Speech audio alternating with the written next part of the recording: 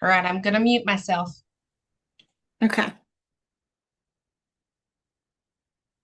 All right.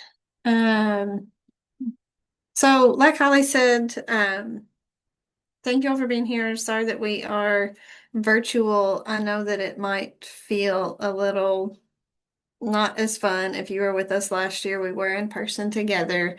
But just based on everybody's schedule and availability, this was the next best thing. So I hope that if you're a returning member and you were with us last year and you were able to join us in person, it's still we want it to be informal, so feel free to come off mute if you've got a question. We want to go over some things that will be helpful for you as you're exiting service. Even if you are a returning member coming back for next year, I think that these are tools that you can take with you that are always going to be helpful. I know that for Holly and I, who are AmeriCorps alum, that when we were going through service, that having some of these tools in our repertoire were always helpful to know that resume building and how to apply for jobs when we left service were something that, for my program in particular, kind of got left off. So if you have questions as you're going through your year of service, whether it's to us as your program directors or to your site supervisors, we're here to try to help you work on these things. So, our resume workshop goals. We want to help you translate your AmeriCorps service into professional resume language. This is really appropriate because one of our Kentucky Public Health AmeriCorps members had applied for a job, and I got a phone call this morning, and that person from the HR department recognized that AmeriCorps service is different than typical employment, and they were saying, "I know this is a little bit different, so just answer it how you can." You're not always going to get that, so a lot of employers are not going to recognize the difference between AmeriCorps service and regular employment. So we want to try to help you translate your time and service into what folks that are out there in the quote unquote real world are looking for in a resume. How to draft or revise a resume bullet or cover letter paragraph, explore how to position yourself, whether you're still job searching, you're getting yourself back into the workforce, or still kind of exploring. If you're a college student and you're unsure about what your next step is, that's okay. We want you to leave with resources for the next step. Um, and then what we want to ask you is what's one skill or experience from this year that you're proud of? If you want to type in the chat or if you want to come off of mute, we'd love to hear from you. No pressure, but a little bit of pressure because it's on Zoom and I can't just look at you and say, please answer.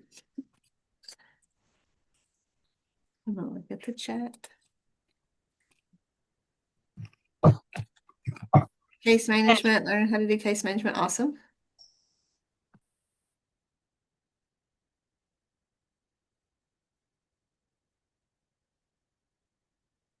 Somebody from Public Health AmeriCorps better answer. I'm gonna be so sad.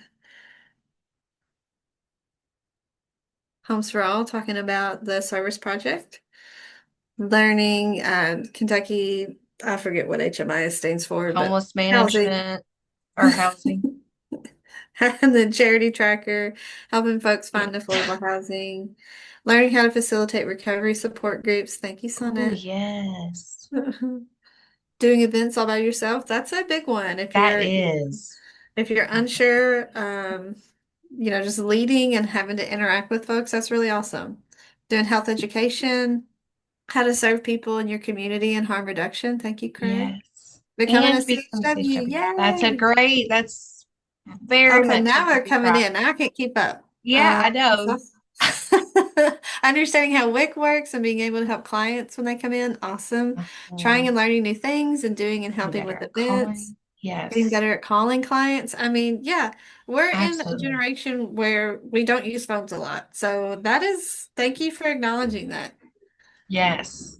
Meeting with Meeting with clients, clients. listening to them, helping out, Yes. Seeing the growth of growth each of each person, person. giving Giving presentation. presentations. Yes. Yes. service site visit, learning new resources. These are all awesome. And Yes. all things, all skills and experiences that you can definitely translate into a resume piece that can go into your resume.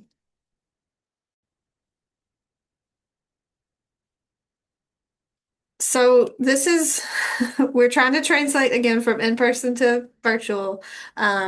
But we would normally do have you all pair up and talk about a professional summary, which gives us a guide to answering this question. So we're not going to do that. It's impossible to do. We're not doing breakout rooms. Holly and I have been in enough breakout rooms. It's awkward. It's terrible. But we do have a couple of examples if somebody asks you about yourself. So if you were to put this into resume format or cover letter format, these are some examples. If you want to take them, take them. If you wanted to craft them to be more specific to yourself, definitely do that. I would suggest that. Yes, Madeline, you will get a copy of these. So a public health example, um, and this is kind of like an elevator pitch for yourself because you're sending these out, you're not getting that chance to be in person with a potential employer. So you're really having to sell yourself on paper. So, public health, dedicated public health professional with experience in community outreach, health education, and vaccine access in rural Kentucky. Obviously, if you weren't doing that, don't say that. If you were not touching vaccines, don't do that. If you were doing harm reduction, just change that to harm reduction in rural Kentucky. Or if it was in, a more urban area, change it to urban. Seeking to support underserved populations through program coordination and advocacy. If you were a member in Homes for All, an example could be AmeriCorps service member with hands-on experience in housing navigation and client case management, passionate about equitable access to affordable housing and pursuing a career in social services. So I think Holly and I have worked in our fields long enough that we have participated in interviews and we've reviewed resumes. If we saw something like that come through, it would definitely be a green flag. We have seen good and we've seen bad. And if we saw something that was anything remotely like what we see there, we would definitely want to push that through to the next, not level, the next round. Next slide, Holly. Any questions? Um, so if you are wanting to follow along and actually participate in this, please do. But if you wanted to write a 2 or 3 sentence summary, it's not going to be perfect, but you can work on this and come back to it and edit. So when you do get these slides, if you want to do this for yourself, who are you professionally? Were you working, serving as a housing navigator this year? Were you wanting to be a social worker? Are you in school to be a social worker? Are you hoping to be a health educator? Are you hoping to be a nurse? Are you hoping to stay in harm reduction and be a peer support specialist? What are your goals? Who are you professionally? Next, what have you done or learned through service? So, what we just had you all type into the chat or think about your skills, the populations you've worked with, the tools that you've used, and tools that you brought into service before. A lot of you all already had some great experience, some great lived experience, some education, just things that you picked up in life that you brought into service already. It doesn't have to be things that you just learned this year. And then what's next or what are you interested in? The type of work, the field that you want to be in, the mission or the setting. You might have gone through this year and decided that this is not what you want to do at all. And you've realized that you want to be in a totally different field. That's okay. This you can still lean on the service that you provided, the folks that you served, the things that you learned, and take that and still wrap it up into a nice pretty bow and still use it in a resume to get into a field that you actually want to be in. Any questions? Okay.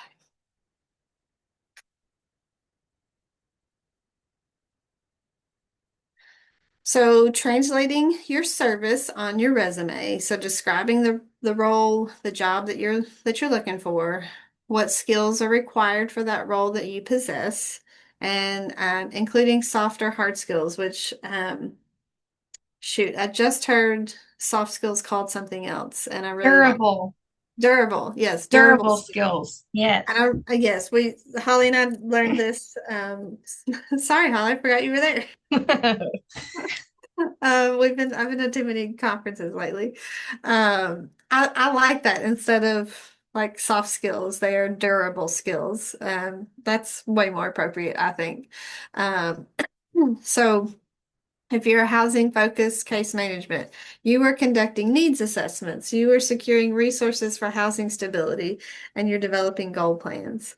Um, so those are, does this make sense? Does this flow chart kind of make sense? So number one is your housing focused case management. Craig says yes, I'm going with it. I was gonna say too, like with this specific example, and it says like housing focused case management, like conducting needs assessment and securing resources and developing goal plans. That I feel like everyone on this call are doing those things. You guys are doing those things. This is just, again, just an example to kind of show how you can put what you are doing into certain places when you are building and creating your resume for whatever comes next for you. Definitely. Yeah, even our public health folks, even though you weren't maybe necessarily doing housing focused case management, a lot of you are still doing case management type responsibilities. You're helping folks, whether you realize it or not, a lot of folks that you're working with are creating goals and doing their own goal plans. A lot of you all are doing case management type responsibilities.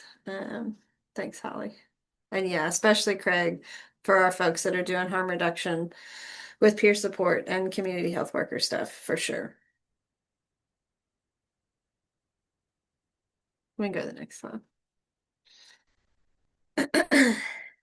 So this is going to be hard to see on your screen, but this is an example of a resume. Um, I'm going to actually pull it up on my screen too, so I can look at it a little more. Um, just kidding. It's going to take. Well, anyway, you've got you've got a good example of what we would call a good resume. So I mentioned earlier that um, Holly and I have done what we've done long enough that we've sat in on interviews and seen lots of resumes, and not just with the AmeriCorps world, with our positions, with employment for folks that are applying for jobs where we've been employed. So we've seen lots of resumes, we've had experience, and this one, hopefully, even if you're just like looking at it, it looks good. It's concise. It's got bullet points. The dates are very clear. Um, the formatting is good. So while my eyeballs cannot see exactly what it says, the professional experience is a clear headline. I can tell that there's one, two, three, four, five jobs listed. The education is highlighted, and I'm assuming that those bullet points are all applicable to um, the outcome-driven job duties that this person was completing within their role at the organization where they were.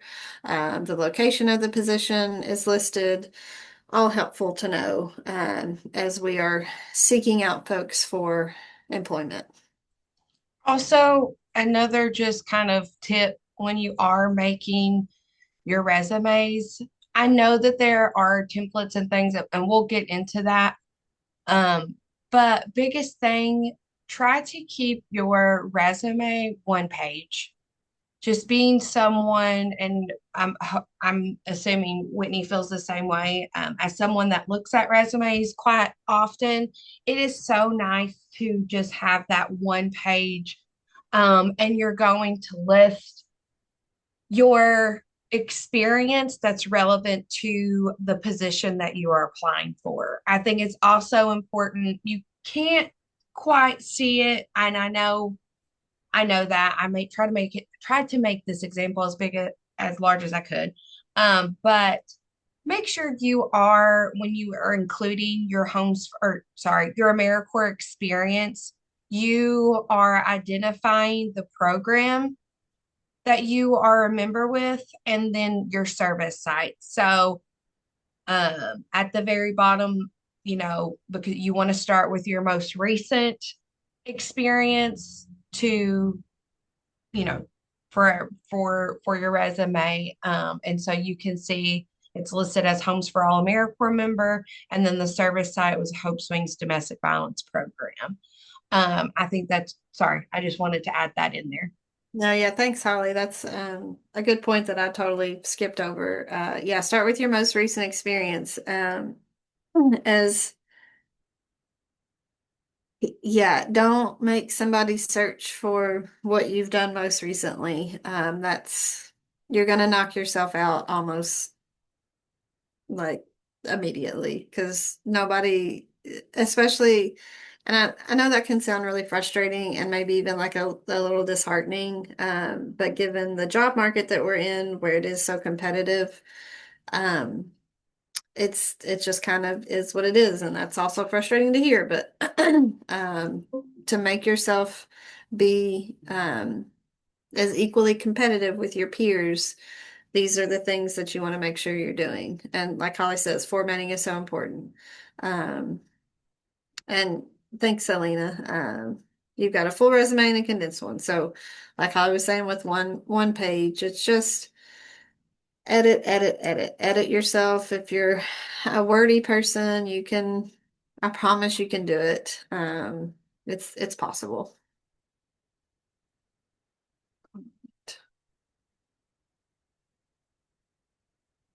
So, we'll talk about Indeed a little bit. Indeed is a useful tool, it's a helpful tool, but Indeed also, I think, can give like a bad out with creating resumes. And so this was just an example of what I would consider like a bad resume. Um, it's not giving any details about what this person actually did in their position. I don't have any problem with the work they were doing. I don't know what they were doing. Just kind of listing out buzzwords that Indeed gives. If you've been on Indeed for any amount of time, you start to get the same resumes over and over. So this person is not putting themselves above anyone else who uses the Indeed template. You can definitely upload your own resume into Indeed. I've seen that plenty of times, but then I see a ton of these just bare bones keyword under skills. You know, the let's see, the education is, I mean, it's fine. You list your education, but this compared to what we just saw, it's night and day. So the last resume is showing what that person completed within their positions. This is not. Does everybody see what we're getting at here? Outside of formatting, but also just the level of detail about what each person has completed in their roles and their jobs that they've had. I'd like to add too, because I know so many of us are on Indeed. Like, I think that it's great that if you want to use that creative Indeed resume as like a starting point to kind of help you create your resume, but it should not be the resume that you are submitting to potential employers. I again, like Whitney mentioned, there are some great skills listed, but it just needs some tweaking to make sure that it's a strong resume that stands out to an employer. And these are separate resumes.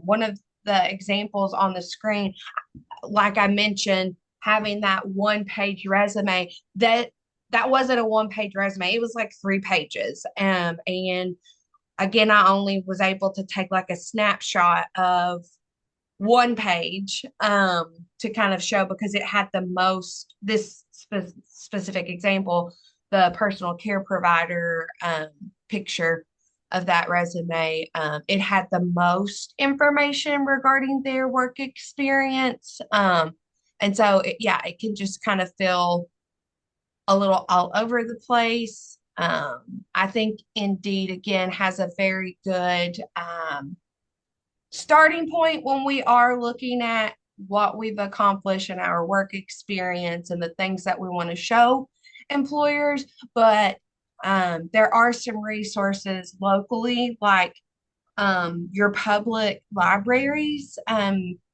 Work with the adult services librarians because they may be hosting like a resume writing workshop or cover letter workshops that's free. Could be in the afternoons, and it could be something that you could bring your experiences and bring what you've been working on and have someone look it over and help you with those formatting. Again, our libraries have computers, they have the systems in place to help us because workforce and that development piece is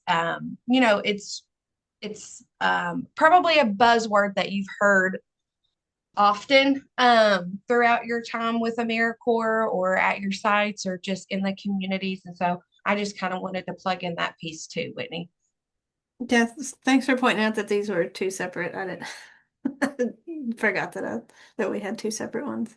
Yes, the one on the right was actually, yeah, like 3 or 4 pages. And that's the other thing about Indeed is it's not it whatever, software tool that Indeed uses, it spaces out like so much. So it's a helpful tool, but maybe just use it, like Holly said, as a starting point, not as a starting and ending.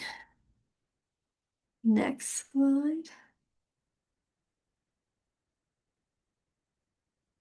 Cover letters. Yay. Let me also say, you've not heard us talk about like AI or Chat GPT, and we're not going to because neither one of us like it, and we don't use it in our everyday. We don't use it for anything.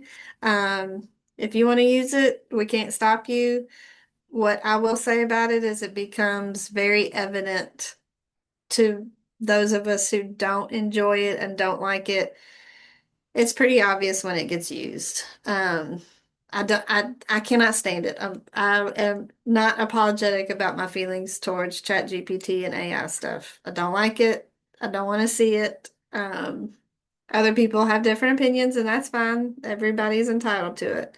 But I think what you have to remember about using tools like that is if you're going to use it for something like a cover letter, you're going to have to sound like that if you're getting into a position where there is going to be like continued writing. So to me, that sounds exhausting to have to always plug something in somewhere. I'd much rather use my brain. I'd much rather you use your brain and be yourself and be authentic. So there's my anti-chat GPT plug. So cover letters. I love a cover letter. I might be a little old school. I think in a lot of places they're going away, but I feel like it gives a little more insight into you as a person. Um, the structure that we've got here is the 1, 2, 3, what draws you to the organization and the position? What have you done in that arena that aligns with that organization or position? And why are you a good fit and what's next?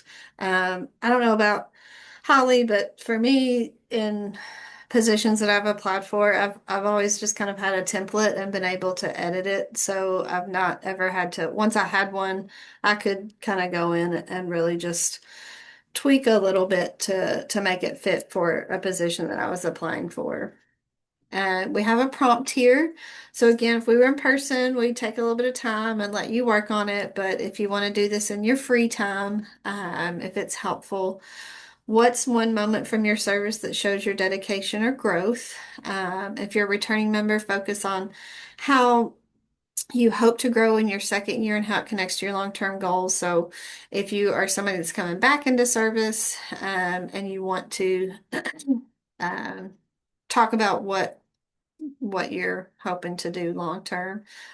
We, like Holly says, we'll pause here for a second if anybody would like to share out about either one of these prompts here. Don't everybody go at once. Y'all are making me come off mute again. I am. Hi, Yay! it's Lola. I'm Hi, Lola. ML Nick. Sorry, I'm using a different computer. Um, after looking at the slides today, I'm gonna go back to the old format that I had for my resume because I used Chat GPT, sorry ladies, to kind of shorten it. But I think the other one, my old one, is much better because it looks like the first one that you showed with of the details. Um, Yes. but anyway, I just wanted to let you know that. I was actually going to send you an old copy of my resume, Holly, so you could look at it. Yes. I would love to do that. Yeah. Oh, good. Thank you. Yeah. I think too, guys, maybe to give you a little bit of an idea of like thinking about this prompt about one moment from your service that shows your dedication or your growth. For example, for Homes for All members, you could put you assisted 37 individuals with um, rent and utility assistance. That's a moment to share out or a prompt to show your dedication or growth. Also, dedication and growth, you can show that you served one full year in a position. As someone that looks at resumes, sometimes there are large gaps for whatever reason, and that's okay. But showing that you were with a program for a year, that shows your dedication to the position, to the program, to your communities. You could also thinking about like you transition 5 households into permanent supportive housing. That's another prompt. So that's why I muted myself. Share that.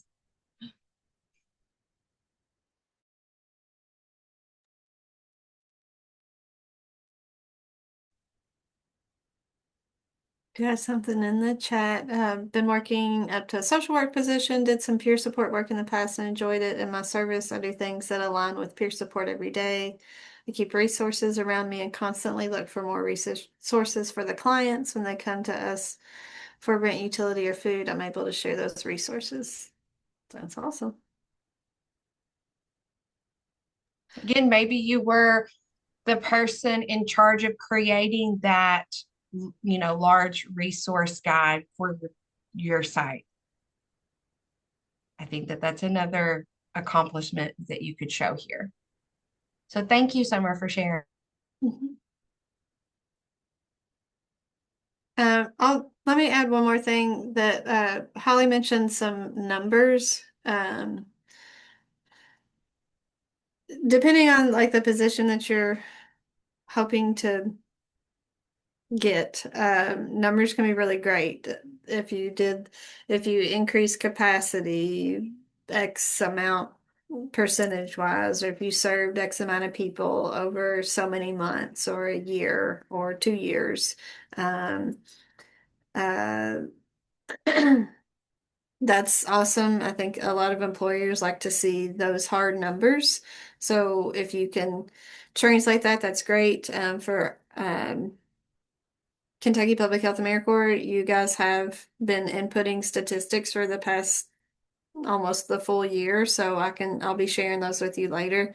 But you are a part of that, and you can share that. And most likely your health department has some statistics that they can share with you as well about the impact that you've had at your health department. One more person in the chat. What draws me providing service to people who need it. I've also worked with addicts, special needs, and brain injury patients.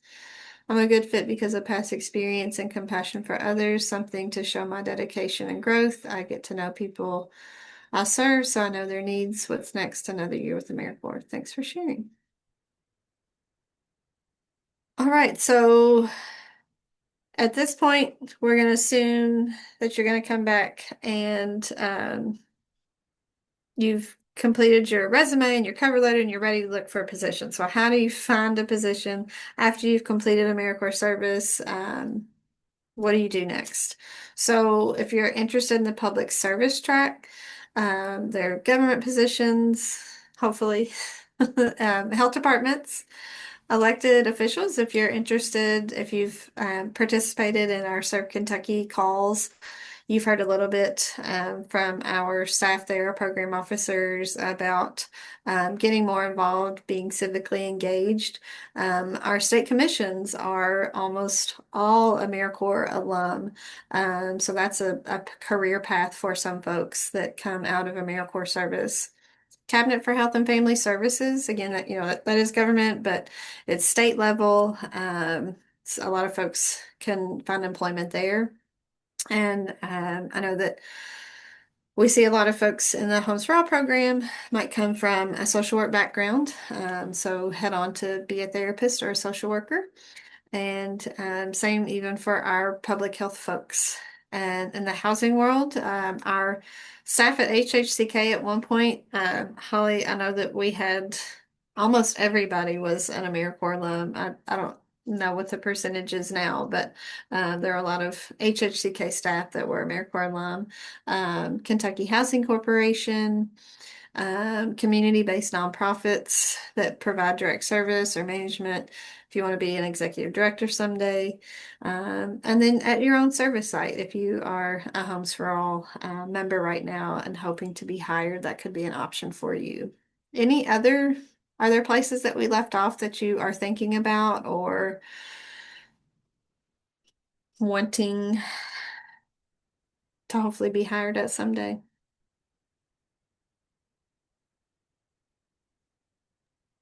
I'll share one since I'm being so, since I'm participating. My dream job is to be a frisk coordinator. So I always throw that out there. I think that your all skills can definitely translate into that type of position to kind of get. So there may be some school-based positions that could be of interest to you. Hospitals, I think we had one. Hospitals, yeah, nursing homes, other care agencies. Yeah, okay.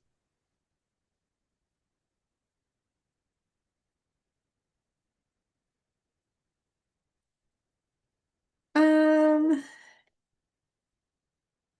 so I guess I'm gonna, if anybody wants to reflect on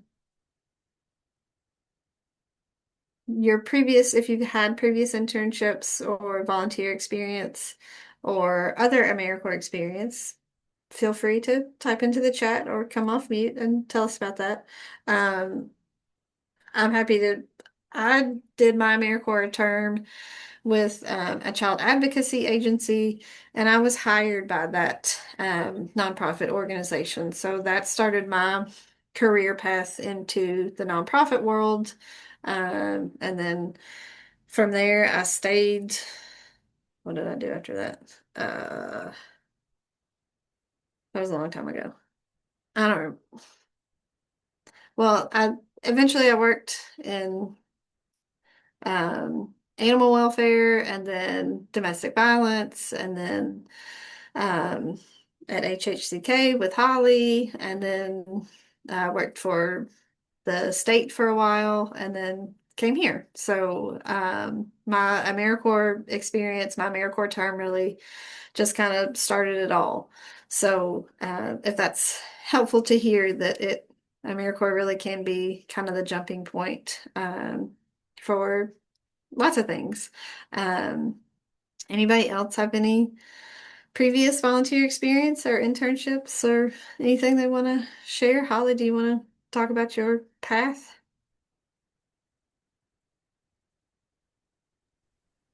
Yeah, I can. So I joined the Homes for All program about 10 years ago, and I completed 2 years of AmeriCorps service at the same site in Madison County.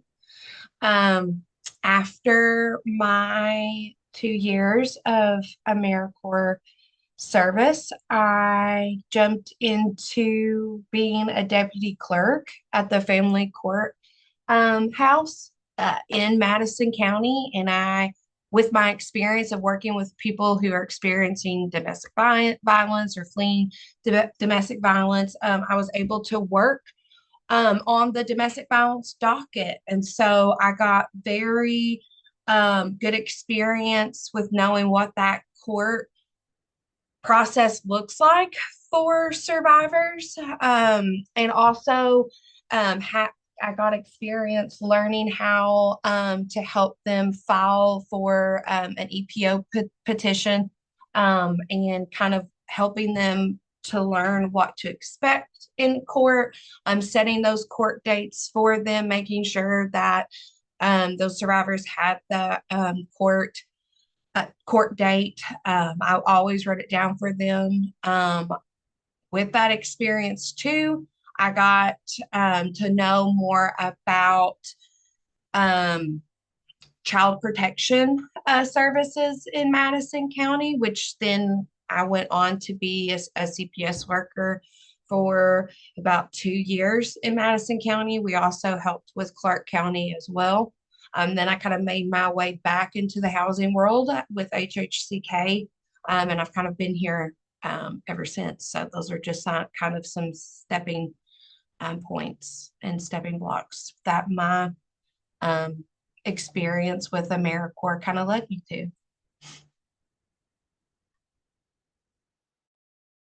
And Craig shared in the chat. Thank you, Craig, for sharing. And you also got your CHW while you were in the AmeriCorps program. So you've gotten lots of, I'm so excited for Craig and the experience that he shares there in the chat. Thank you for sharing that, Craig. Anybody else? Any other? No pressure. I think Holly and I are just we love AmeriCorps and it really was life-changing for us, and I think we are we hope that it's as helpful to you all as it has been for us. Um, so some places we've talked about some places to look for positions, Indeed and ZipRecruiter. I don't have any experience with ZipRecruiter. If anybody does, if you want to share with us if that's been something that's helpful for you or if you're exploring it, let us know. Indeed, I think can oh, Flex Jobs. I don't even know what that is. Um, oh, we've got one more. Um, Sharing experience. Previously volunteered at a school used to go to. Volunteering was a graduation requirement. Served through Mobilized Green to help out. Got you to the AmeriCorps position. Awesome. I love hearing how folks get to AmeriCorps too. That's always an interesting story. Um, so indeed, like you can sometimes I think I've seen this, I've heard about folks using Indeed to kind of peruse jobs and then going directly to the employer, like website, to apply directly if that's helpful. I know some employers only use Indeed, so that's just how it is. Government jobs, usajobs.gov. I don't know what usajobs.gov looks like anymore. I don't know if it's still the same. If it's It's I the don't know. same. Sorry. It's the same. Okay. Yeah. That's good. Then for state jobs, the Kentucky Personnel Cabinet. I think that if you are of an age that you applied for a state job way long time ago, it has come so far. It's a lot better now, than it used to be. If you are not of that age, then it's great. It's always been good. I think as far as government websites go, I think it's pretty good. Um, If you are into only nonprofit positions, then I think Kentucky Nonprofit Network is a pretty good position. I Same here with like Indeed and Kentucky Nonprofit Network. You can peruse jobs on Kentucky Nonprofit Network and then go most of the time directly to that potential employer and apply, directly with them. I think, just see what their preference is. They're going to explain to you what you want.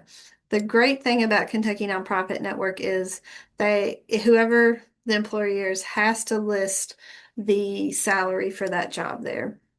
Um, yes, Sonia, that was that was mainly what I was getting at, is that you do not have to go to the buildings that Buffalo Trace now owns to take those tests. Um, so Kentucky Nonprofit Network, you will know the salary of the position that you're applying for, which is great. I don't know that the Center for Nonprofit Excellence does that. Holly, do you know? I don't know that. I was just thinking about that too. I'm gonna have to look. Yeah. But in my experience, Kentucky Nonprofit Network, I feel like is a little more inclusive. There's the positions that are posted kind of run the gamut. The continuum is pretty wide. So you'll see like jobs from executive director kind of all the way down the line. And the Center for Nonprofit Excellence, at least it used to feel like this to me. I don't really pay attention to the center that much anymore. Their positions seem to be kind of only top level. It might not be that way anymore. I don't know. The Center for Nonprofit Excellence is based in Louisville, so it also kind of seemed like most of their jobs are kind of in that region. Don't take my word for it. Go look at them. It may have changed. I just don't keep my eye on it that much anymore. And then Idealist, more nonprofit positions. I'm not sure about their salary, if they list their salary there either. If you are, like Holly mentioned, the Frisk jobs, if you're into some education, trying to explore that, the K-12 job spot, and then local district, school district sites. I don't personally have experience with those. Holly, if you have anything to add to those. Just kind of wanted to get a kind of a poll, so you could either write in the chat or just like give a thumbs up or whatever. Um, are you still likely to apply to a job if the salary or the hourly wage is not included, or is your preference to know what that is up front? My preference is if it doesn't list the hourly wage or the, annual salary, I'm not applying. Yeah. And I will say, with like the Kentucky Personnel Cabinet and using that website, and same for like local school districts, they at least put kind of like the pay grade to know either what that monthly amount is going to be. I have noticed that on like local school districts websites, they list it out so you know. Um, cool. Okay. Yeah, that's all I wanted to add. Uh, I think we also, another government job, like city, Yeah. the any kind of city website, and they're going to list a pay range too. I'm thinking of Lexington, where I live, and they're going to list the very low to the very high when we're talking about pay. So chances are you're going to fall in the middle. You're never going to get the very low, and you're never going to get the very high, unless you've got like a ton of experience or something. Has been my for folks that I know that have gotten hired by the city. So um, social media. So as you are going to apply for jobs, just make your social media private. I know that this is probably something that we talk about at the beginning of the service year when we talk about social media and what you can and shouldn't, and we advise you not to do. But your employer, if it's coming down, if Holly and I might be on a team that is reviewing applications and it comes down to two people and we're like, well, let's go check out their social media. Um, and your stuff is wide open and we can see everything and it's not, there's some questionable things on there, then you're gonna knock yourself out of the running for that position. So I think that the best thing to do is make it private. Just don't open yourself up to scrutiny. Um, Lock everything down as you go out and start applying for things. Just don't do anything. Don't put anything out there that you wouldn't want your grandma to see or an employer. It's if you've got questions and you want us to review, we're happy to do that. But I think most of the time common sense is gonna win. Any questions about that? Like Holly says, think about prohibited activities. Even after you're an AmeriCorps member, we're gonna, that is probably a good rule to follow. Any questions about social media? Okay. Um, and then use Holly and I for a reference. We're happy to do that. I mentioned that I did a reference check earlier this morning. So your direct supervisor might be a little better just because they have more direct interaction with you, daily interaction. But if you want to use us for a reference, you can do that. Let us know. That would be helpful so that we're not getting like a cold call out of nowhere. But we're happy to be a reference for you. Just give us a heads up before you do that. Sorry, Holly, go ahead. The STAR format. Um, so STAR is an acronym. First, describe the situation that you're in or the task. Be specific. Can be from a previous job, volunteer experience, the action that you took, describe the action you took and stay focused, can be an individual collaborative effort. I don't remember what this is for.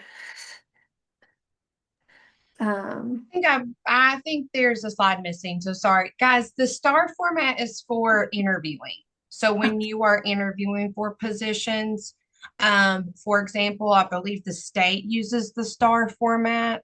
And we just kind of wanted to give this information to you so that if you are, interviewing and you get thrown this type of formatted question, um, you feel confident in answering how the employer wants it to be answered. Perfect. I think Holly summed that one up.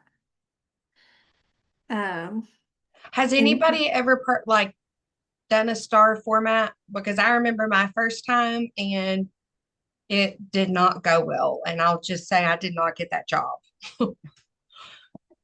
it wasn't meant to be. It wasn't meant to be, no. But a learning experience. I definitely learned from it. Still thinking about it to this day. Still traumatized. Mhm. I will say though, I do feel like it's more in like those state government positions, or some of those social services fields where they do want you to describe a situation. They want you to be specific about that situation, the action that you took. Again, it could be something that you individually did or a team effort, and then what was the results. Thank you for Yeah. sharing. Recently had an interview with the star format and had to have her prompt me through it because it was confusing. Um, Yeah. yeah, for anybody that's had an interview, like I remember my interview when I worked for the state, it was with a panel of three people. One of them was not in the department that I was going to work in. It was very formal and it's been long enough. I don't remember the questions, but I was warned about the format and yeah, it's not fun. I'm sorry. But hopefully if you've had some warning, you know what to expect. We don't want to scare you away from everything's an experience and a learning experience, I guess. But thank you all for sharing in the chat.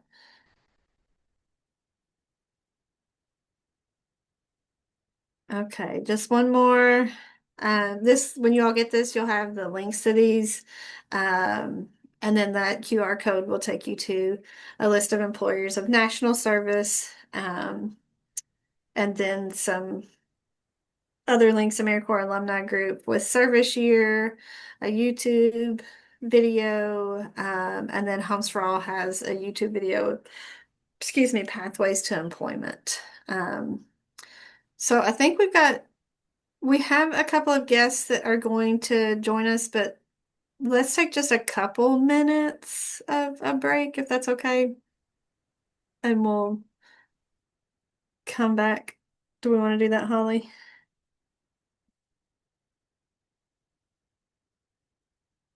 Let's come back at 11:02. Is that all right?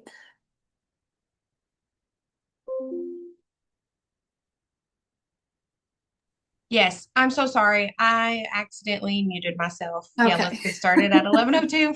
Okay, we'll come back at 11:02, everybody.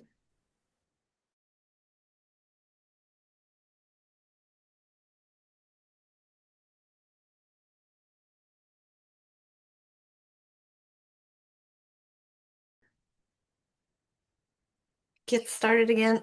We have a couple of guests from Surf Kentucky that are just going to pop on and say hello. We've got Andy, who is our Kentucky Public Health AmeriCorps Program Officer, and then Caitlin, who is the Homes for All Program Officer. So thank you to them for joining us. I'm going to turn it over and be quiet for a minute and say thanks again for being here.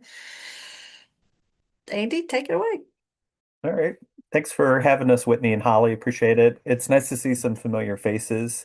Um, Caitlin and I have been working with both of your programs for the past few years, and so we're really excited that you all are wrapping up this term of service. I think on behalf of everybody from the commission, I just want to say thank you, thank you, thank you for taking time out of your lives to do something that benefits your community. Caitlin and I are both AmeriCorps alums ourselves, and one of the things that I often say to folks is that, you all have really gone out of your way to distinguish yourselves as people who take time to live out your values. And so that could be, in the future, you want to start a nonprofit, or maybe you want to get involved in leadership in your community. Maybe you're just looking for a job or trying to figure out your next steps for school. Whatever the case may be, those are all valid. And I think it's really important that you all continue to advocate for yourselves, make sure that you reflect back on the time that you've spent in your service opportunity, because it can be a really mixed bag. Sometimes people are still sorting out their feelings about everything. They're trying to make sense of what's important and how they want to move forward in the future. And I think it's important to take that time, but don't ever lose sight of the fact that you all are special, that you've done something that's really, really challenging.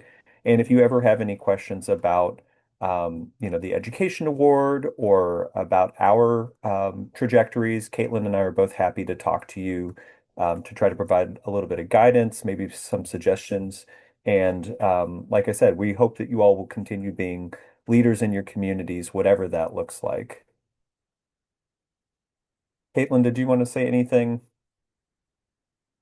Yeah, I'll echo Andy's sentiments that we at the commission really value the effort and time you've put in this year during your term of service, whether that was the full year or even a couple months. AmeriCorps has been so formative for Andy, me, Holly, and Whitney. I'm sure Holly and Whitney have both said that to you all year long, but truly without AmeriCorps, I don't know what I'd be doing. So yeah, thank you so much. We hope that you find today's information valuable. You can always reach back out to your program directors even after your time with AmeriCorps has ended. We at the commission are here to support you. And I know that Holly and Whitney will share plenty of other resources for you as you transition. So again, congratulations and thank you so much for all you've done. Whitney, you Thank can have you. it back. Thank you all so much. We appreciate you all being here. Thanks, Andy, for Oh, dropping your yes. email there. Thank you for providing your contact information. Yeah. We won't keep you. We'll keep on rolling. We're gonna talk about the big benefit of the AmeriCorps program, the Siegel Education Award. So thanks, Caitlin. Thanks, Andy. Appreciate you guys. Bye. Have a good rest of your day. Thank you all. Have a great day. Thank you.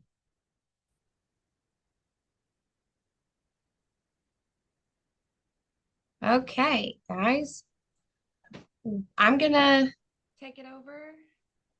Whitney, chime in just like I did when we were talking about Not chiming in. resume, all that It's stuff. all you. You got it.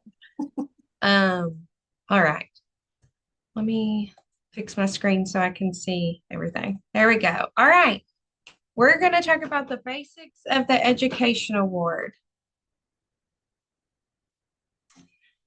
So we'll start with this slide. We're just going to talk about what it covers. So I know, and I'm sure Whitney does the same thing back. If you can kind of think back to maybe that first conversation you had with me or with Whitney when we were onboarding you, we talk about some of these things because it is such a big benefit. We don't go into detail because we wait until this very moment where we talk about it in detail.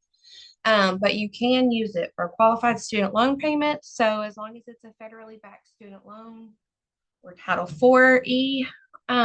So think about that. If it is a personal loan, the education award cannot be used to cover that. Education expenses. So multiple different ways that it can be used for some of those education expenses. The tuition at the institution, supplies so that you're successful through your path at that institution, room and board, and also books. And we'll go into a little bit in more detail a little bit later. I think it's important to know up front that it is really good to find a contact at the institution's financial aid office where you're going to be using the education award on things other than tuition. And so again, we'll start talking about that now. Some other important information to know up front as well. You have 7 calendar years from your last day of service, so the last day you're enrolled in the program, to use that education award. So think 7 years from 2026. If you are someone that will hopefully keep your My AmeriCorps account updated, you will get a notification when that 7-year mark is coming really close in case you haven't used your education award, or maybe you have a little bit of money left. They will send you a reminder. Again, it's your responsibility to keep your information updated in your My AmeriCorps account so that you can get that email. A person can receive the value of up to 2 full education awards. So maybe that's broken up into 2 full-time years of AmeriCorps service. Maybe it's broken up into 4 900-hour positions. Again, it has to equal the 2 full education award amounts. So, or maybe you did a 1,200-hour position, you would still be eligible for, another education award if you decide to serve another year with us or another program. It's also very important to know that the education award, it is counted as taxable income. There are, groups across the nation that really advocate for it to become non-taxable, so you wouldn't receive like a 1099 or have to claim it on your taxes when you file. But again, it's only in the year that you use it. So if you don't use the education award in 2026 and you use it in 2028, 2028 is when you will be receiving a tax form from AmeriCorps to file with your taxes appropriately. It's awarded to the individual who is serving, unless you are 55 years or older on your first day of service. So if that is something that you are interested in, we can talk about that. Again, you have to be 55 years or older when you start or when you began service to transfer it, and you can transfer it one time. So there are some um, family members that you can transfer it to. You can't just transfer it to like a neighbor or a coworker. So they have to be related to you. So a child, grandchild, foster child, stepchild. I don't know why it says etc. because those are really the only options. And then the person or the family member that you're transferring it to has 10 years from the date you earned it. So again, they would have until what, 36? Yeah, 2036. That's crazy to say out loud. I don't think I've actually said that out loud yet. But yeah, so it's not going to be 10 years from when you transferred it. So if you earned it in 2026, but you don't transfer it until 2028, basically they've lost 2 years. So keep that in mind if you are someone that is looking to transfer your ed award to a family member. I love to include this little chart just so we can all see the different breakdown, because we're all serving in different types of positions, AmeriCorps positions. So we have it broken down depending on what type of position you are in. If you have a question about the type of position you're in, just reach out to your program director. We're happy to figure that out. So you know the amount. Hopefully at this point, you know, but just in case. So yeah, Whitney and I made sure that all positions that are covered within both of our programs are listed on this little chart. So if you are in a full-time position, you know, you've got a little over $7,000 to go towards education, or your loan, your student loan payments. And again, you don't have to like write that down really quickly. I'm sure it's on, I'm confident that it's in every bit of your paperwork that you have filled out. But you also get the slides. Um, some other benefits to service that are education related. Something that I talk about during orientation is that loan forbearance while you're in service. So if you are someone that has student loans that you were paying on before you started your term, you can request in your My AmeriCorps account that those loans be put into forbearance while you're serving, so that you're not having to make that monthly payment towards your student loans. Then that can be very, very helpful. I mean, it's a bill that you don't have to pay, and it's kind of, you know, you do have to pay it, but it's put on pause while you're in service. And then the interest accrual payments, that's after service, but really that's something that you would have requested at the beginning of your term of service, so that that interest on your student loan kind of, again, is paused while you're serving with the program. And then the education award is after your service term and you're exited from the program and you've completed it successfully. Okay, we're going to hop right into using it. So I hope everyone has access to your My AmeriCorps account. If not, that is something that you need to work on between now and your last day of service. Because your My AmeriCorps account is where your education award is going to sit. That's where that available balance, that's where you're going to see your available balance. And that's how you're going to submit your payment requests to institutions or student loan offices. So please make sure that you are able to access your account. I will add to Whitney and I cannot reset like your password for your MyAmericorps account. We're able to see like your username and the email address that is connected to your MyAmericorps account. So those are important, and we will share that information with you so that you can at least get, your password changed or whatever so that you can access your account, because these screenshots are pulled from an existing MyAmericorps account. Um, so just letting you guys know that information.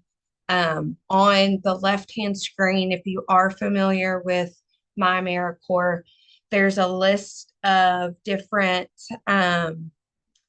sections. And so when you are about to submit that education award payment request, you can see that big red arrow. That's what you're going to click. And then the second screenshot that shows like the AmeriCorps service date, your available balance, the payment type, that's what's going to show up next after you click create education award request. And then you'll search the institution information. That's, if we kind of think back to some previous slides where I talked about getting comfortable and getting into contact with the offices that you're going to be submitting your request to, that's really important so that you're searching for the right institution so that there's no delay for the payment. And then you're going to have some certifications that you got to click to make sure that you're authorizing it.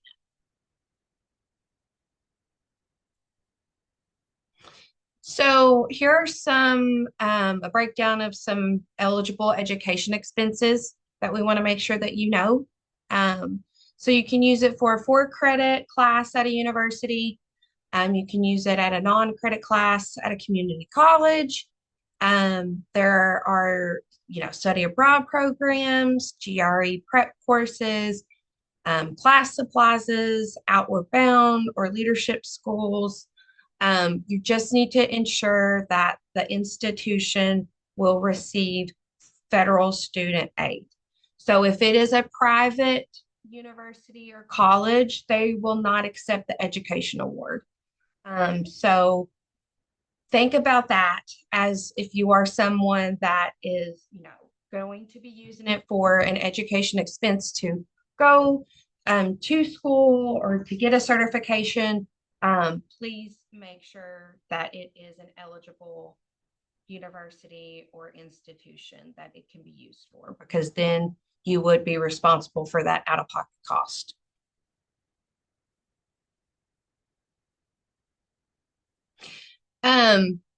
So this is just a breakdown of what 4-credit versus non-credit definitions are, just because I think it's important to know the difference. So for a credit course, those courses are designed for students earning a college credit towards a degree or certificate. Non-credit, it's also known for continuing your education, which is also very important. They're typically a shorter course. So learning a new skill, upgrading your skill, exploring a personal interest. So like if you wanted to take a photography class, again, if that's the course or oh my gosh, I've been out of school so long, I can't even remember. If that's what you're going to get your degree for or whatever, that would be like, a credit course. But if you're just someone who wants to join the photography class at your local community college or university, it would be considered like a non-credit course.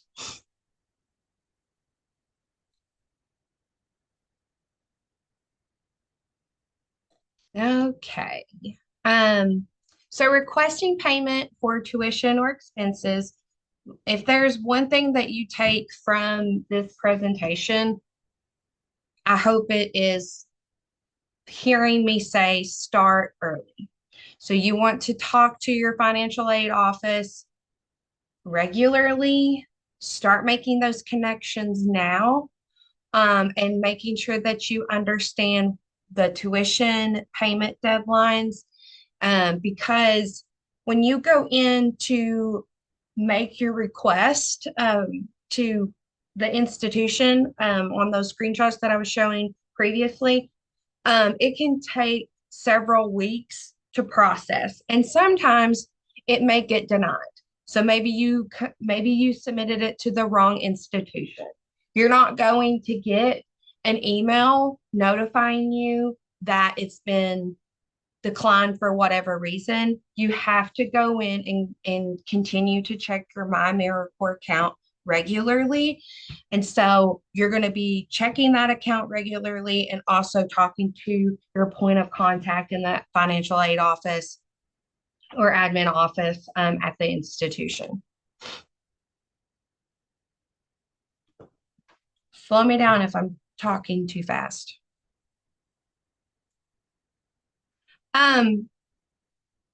We also think that it's a really great opportunity for you to maximize your education award. So there are 180 colleges and universities that will match your education award. In Kentucky, there are 5. I know that Andy and Caitlin, who work at the commission that just spoke, that is something that our commission works on every year, is trying to expand those institutions in Kentucky that will match the education award. And so what that means is increasing your value, and the match amount is not taxed. So if they match your education award completely, so they give you another $7,300 if you're in a full-time position to go towards enrolling at that institution, they're not going to tax that like 14,000. You're only going to be taxed on the education amount from AmeriCorps, not the portion from the institution. We can provide you a list of those 180 colleges across the US so that you can look into it if you are someone that is going to school or back to school out in another state. Does anybody have any questions about what it means to match the education award? It also doesn't mean like the colleges listed here in Kentucky, it doesn't mean that they will match the full education award. They may only match half of it. You know, they have their specific the specific amount, and you'd have to reach out to them to know how much that they would match it. But again, it's essentially free money to go towards your education.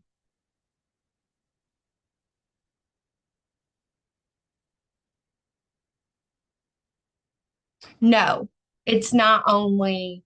So Kaylee asked a question, is this only if you've completed FAFSA? No, it's not. You just have to make sure that you are applying to a school that will receive FAFSA. So you may be someone, maybe you don't receive FAFSA. The institution has to be a public institution, not a private. Does that make sense? Okay. I'm just curious, is anybody planning on Yeah. using going to any of those schools?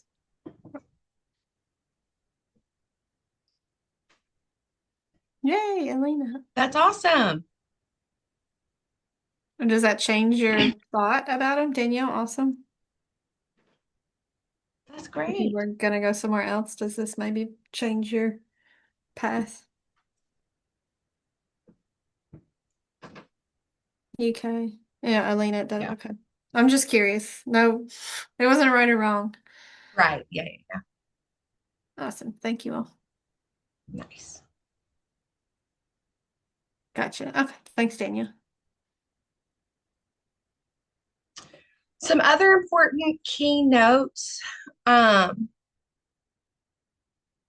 We'll make sure that I see the last question. We'll make sure that you get a list of the website that you can search the school or university to see. So we'll make sure you get that. I think it's important to know, because this has been asked in previous years, the education award cannot be used to cover a past due balance on a school account.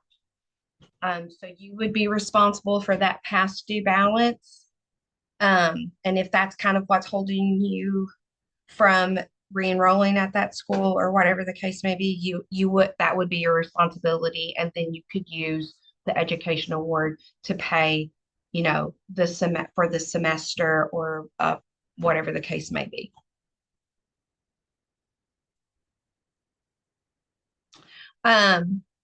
We want you to know that if you are using FAFSA, we want you to use it at your advantage. So the AmeriCorps living allowance and education, they're not considered income when you're completing it, which is so great. So hidden midway during or in the FAFSA application and everything like that, you're going to see something titled Student Financial Information Continued. You're going to click Grants and Scholarship Aid, reported to the IRS, and then there's going to be a list of AmeriCorps earnings from the previous year. And so financial aid should subtract the amounts listed to adjust your gross income. So what that means basically, in all of the words that I said, you're gonna have a better financial aid package. So keep that in mind. You'll get these slides so you can refer back. You can refer back to it whenever you are completing your application or your FAFSA application and all of that. So we want you, again, we are here to help you, and we want you to know all of this information. And these are things and tips and things that we have just discovered either on our own or from previous members that have been like, you know what, I want to improve just the information about the education award. I want to make sure that, upcoming members understand this and you can use it to the full advantage. Okay. Taxes. So,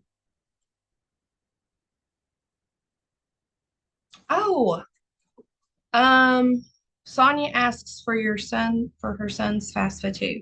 I don't think it could hurt to ask. Whitney, do you know? I would ask the financial aid office where he's going to be going to school. Yeah, I don't know the answer to that. I don't know if it's just for the individual serving.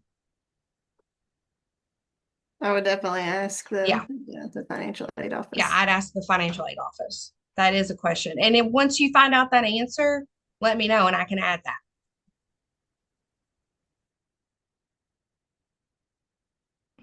So the education award and taxes, like I mentioned, it's only taxed the year that you use it or the years that you use it. It is considered miscellaneous income. So you receive a 1099 form. That 1099 form does not come from Whitney's office, doesn't come from my office. It comes from AmeriCorps at the federal agency.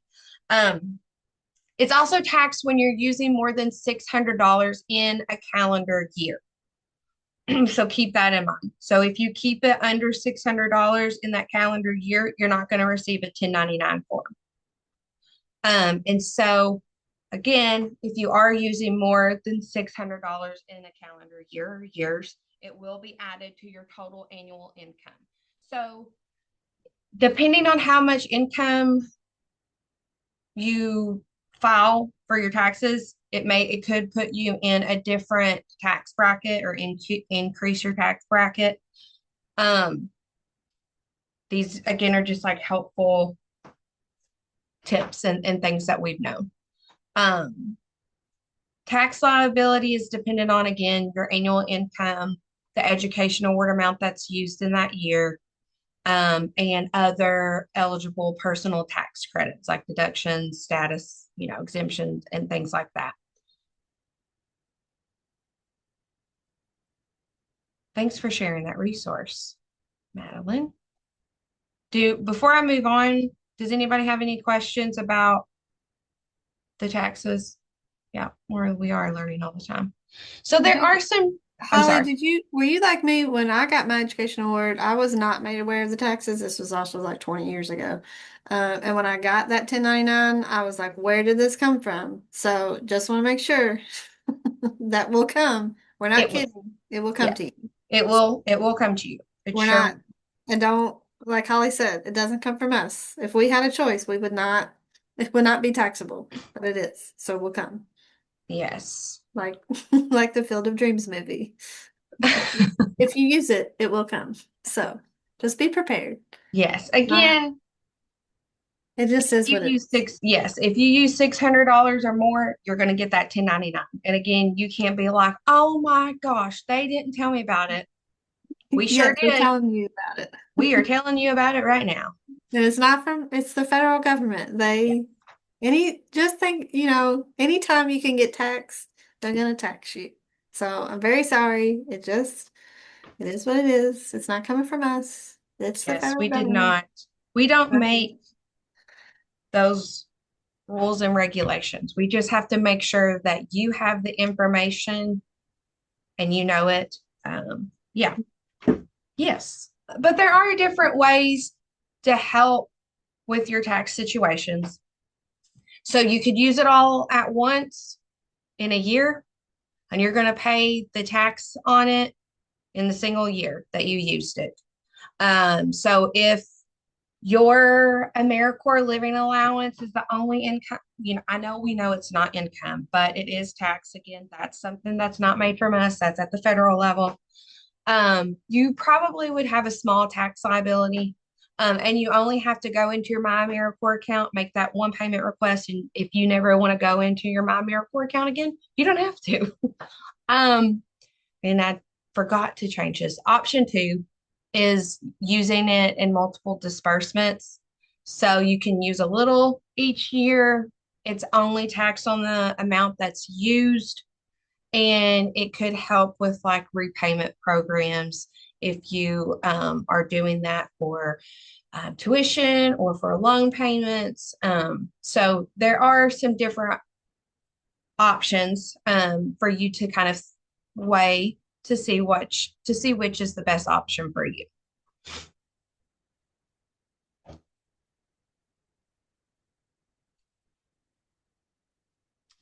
I'm getting close to the end, I do believe. Um, there are some tax resources. Whitney and I are not tax professionals. We'll help you in the best way that we can. Again, we're not people that can file your taxes for you, but there are some resources out there for you. So there's volunteer income tax assistance. It's an in-person tax prep for income below 53,000. There's free file. So, online tax prep for incomes below 60,000. And then the IRS, you can go to their website and download the 1040 form to help estimate your liability and what you would need to pay.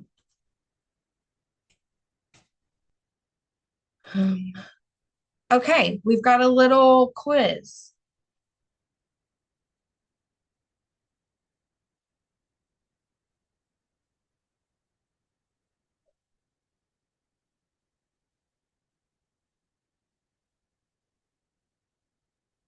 Sorry, I was reading Crystal Grove's. That is a question. I'll have to go back and look at the PowerPoint because I don't know it like listed. But if Lindsay Wilson was listed, I mean, they are a private school. I feel like that is a Serve Kentucky question. And Crystal, I will get back to you with an answer. So thank you. Unless they have became a public school. Sometimes that has happened. But I'll make sure I get an answer to you. Thank you. All right, game time. You can write your response or come off mute. You can write it in the chat or you can, again, come off mute. Can your education award be used to pay for a dinner?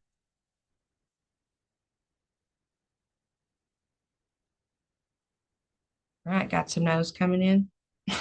I wish, but no. I like that response. You're correct. It cannot pay for a random dinner, but it can be used to pay for a meal plan that's billed directly through the school. So if you're somebody that's going to be getting a meal plan on campus, Think about it that way, but not for just a random meal. It'd be an expensive meal, huh? Can your education award pay for private student loans?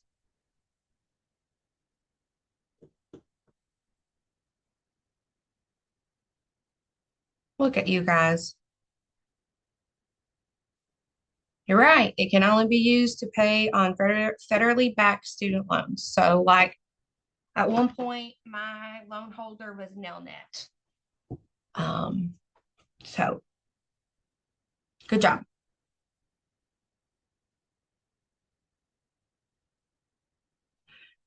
Can your education award pay for cosmetology school?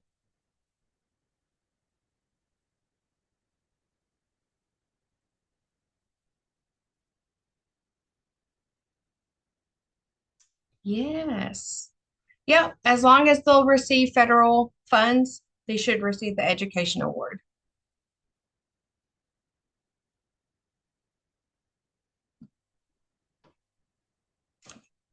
Can your education award be used in different ways? Okay.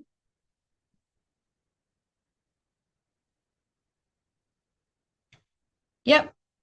Maybe you have, I don't know, $500 left on a student loan payment. And if you are that lucky, good for you. Maybe you use 500 to pay that. And then maybe you want to go back and get, another certificate or degree. You can use their remaining balance or a combination. So good job, guys.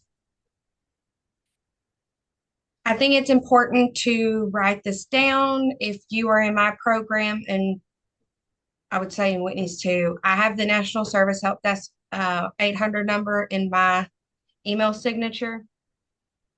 Your My AmeriCorps account, please make sure you have updated it to an email address that you use regularly or that you have access to.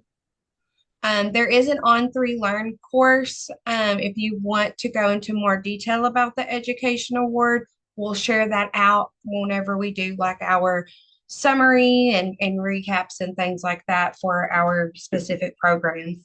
Again, like you can go into more detail. The course is free to you in case there are questions that you have that maybe we didn't answer. With the National Service Help Desk, there is a extension that is specific for the Education Award. So you can talk to a representative on the phone and ask your questions to, again, you just have to make sure that you have access to your My AmeriCorps account.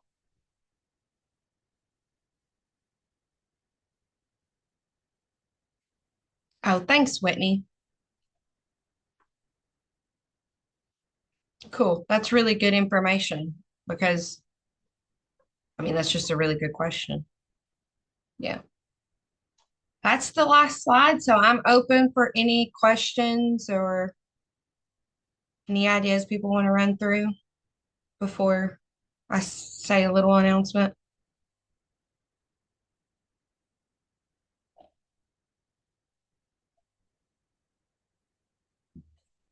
Okay, well, Homes for All members, you can hop off. I will send out a summary email about what we talked about today. Before you hop off, please hear me. We are going to talk about specific exit needs on July 15th. So that still gives you a little over a month before the program year ends. So you will still receive and we will still do a monthly member meeting in July. Public Health Corps AmeriCorps members, please join the Zoom link that you see in your chat right now. That is not for Homes for All members. Yeah, thanks, y'all. KYPHA, I just have a few more things to go over with you, and we have to do a new link. It's there in the chat, and I'm sending it to you in an email. So feel free to take a quick break, and as soon as I get off here, I will start that Zoom, and I should only need like maybe 10, 15 minutes max. And then we're finished for the day, which is way earlier than what you're scheduled for. So thank you for being patient. So thank you all. See KYPHA in just a minute. Um, you can do you can do 2 hours for AmeriCorps service. I'll add that in the summary email. Okay. Thank you guys. Thanks, Holly. All right, bye.